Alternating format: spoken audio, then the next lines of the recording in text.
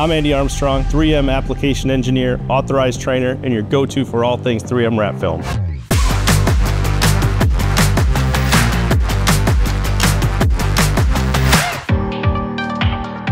In this video, we're going to share some tips and tricks for wrapping roofs with 3M Wrap Film Series 2080.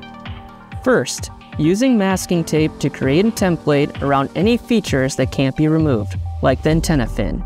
You use this template to cut a pre-sized hole in the wrap film.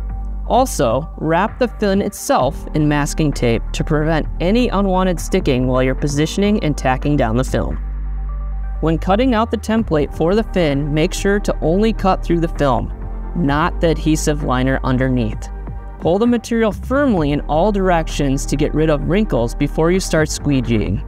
Use heat when needed to relax the film. Squeegee the film flat, working from the center of the roof out towards the edges. Use 3M Finish Line knifeless tape to make all finishing cuts along the edge. Use a spare piece of liner and a hard edge squeegee to tuck the film down into body panel gaps.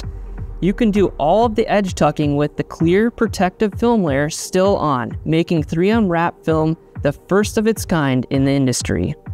Always post-heat the film thoroughly after removing the clear protective film layer